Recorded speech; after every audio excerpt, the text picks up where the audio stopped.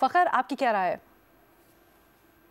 बिल्कुल, देखें ये जो दोनों फैसल वड़ाई साहब या आदिल नजम साहब ने कहा बिल्कुल दुरुस्त है, लेकिन इसमें जो रीजनल फैक्टर्स हैं वो बड़ा अहम है। और उसमें रीजनल फैक्टर्स में भी ख़ास तौर के ऊपर तुर्की के हवाले से देखें, जब ये 2020 में सीज़ फायर हुआ था शाम में, ये जो खाना जंगी थी रुकी है, उसके बाद से जो उसमें जो रोल था वो रशिया का और तुर्की का बड़ा अहम रोल था इस सीज़ फायर में।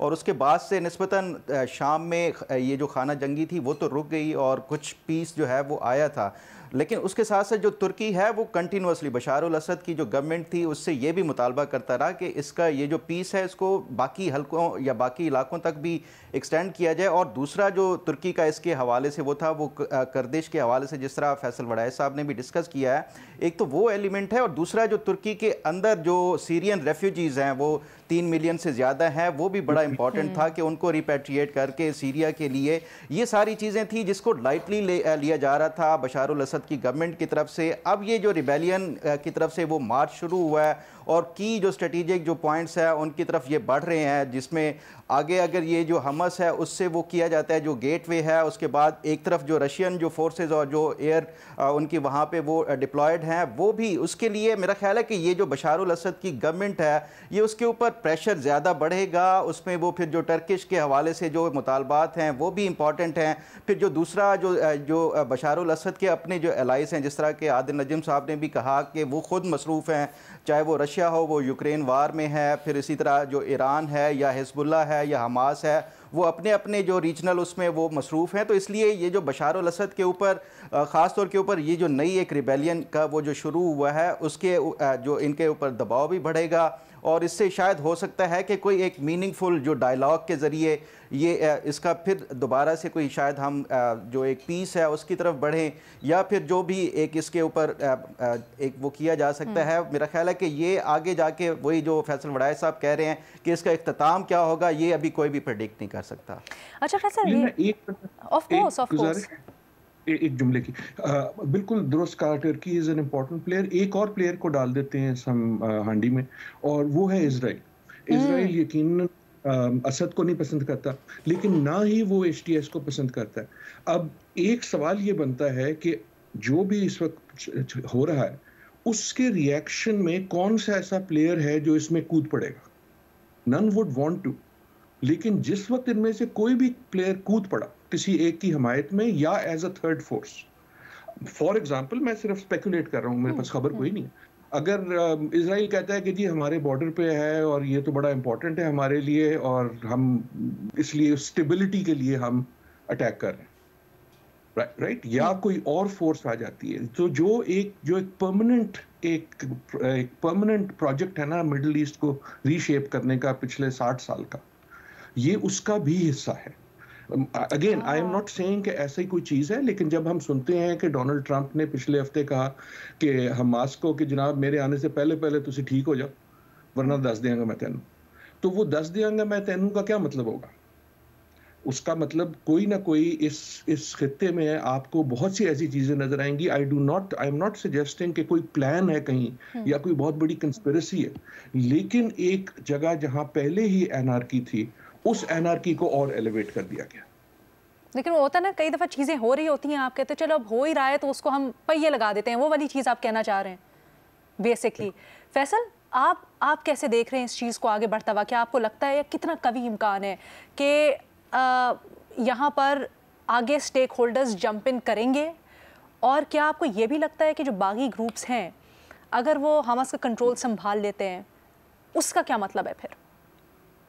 आप समझें, इसको यूं समझें कि अभी पार्टी शुरू हुई है, वो इसलिए कि जैसे नजम साहब ने बिल्कुल ठीक कहा कि कोई नहीं चाहता कि असद को मुकम्मल तौर पे हटा दिया जाए, बल्कि आप सबको याद होगा कि लास्ट टाइम भी जब असद बिल्कुल शिकस्त खाने लगे थे तो ईरान और रशिया तो था ही, लेकिन अमेरिका वगैरह ने भी थोड़ी सी एक ब्लाइंड आई रखी थी ताकि स्टेबिलिटी तो किसी तरह से कायम रहे ना।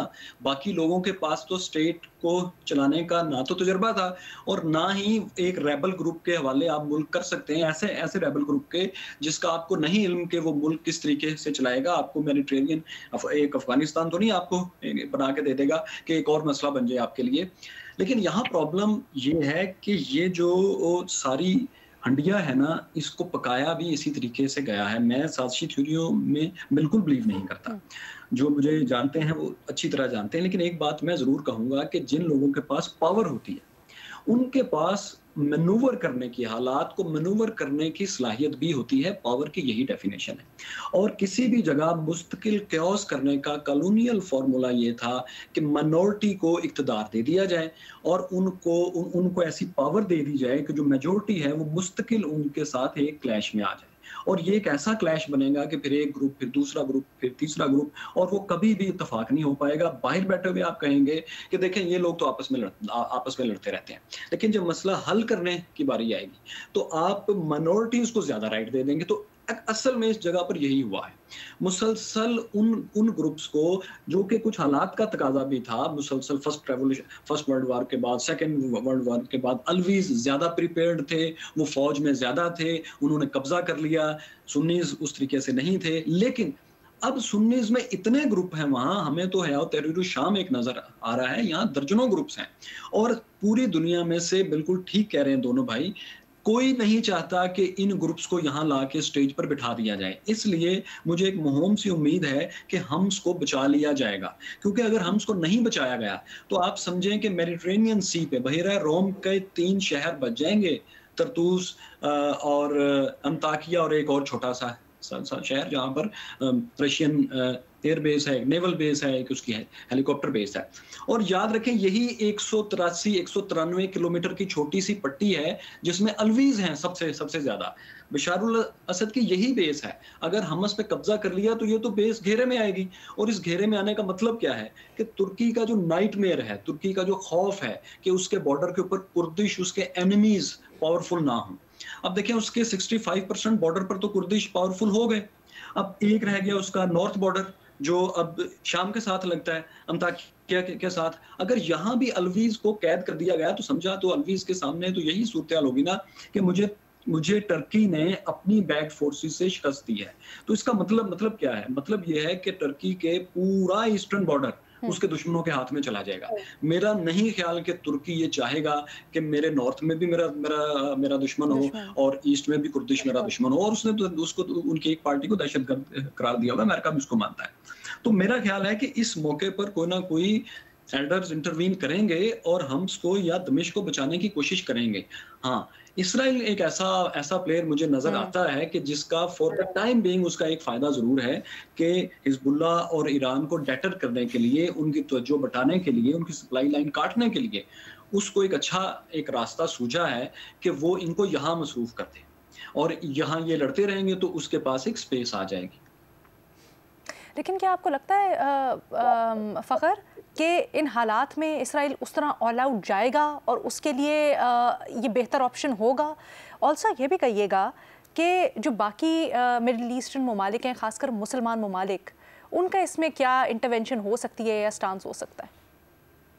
देखें, वही बात है कि ये जो पहले आदिल नजम साहब ने भी कहा कि ये जो भी इतने इसमें जो की प्लेयर्स हैं या मेजर प्लेयर्स हैं, वो अगर कोई भी कूदा तो उसके लिए बिल्कुल सोच समझ के और गौर करके ही ये करना पड़ेगा, चाहे वो सऊदी अरेबिया के हवाले से हो या तुर्की के हवाले से हो या इसराइल के हवाले से हो। मेरा नहीं ख्याल कि अभी फ़िलहाल वो इतनी जल्दी वो कोई इस पूरी उसमें जो दोबारा से वो कूदेंगे।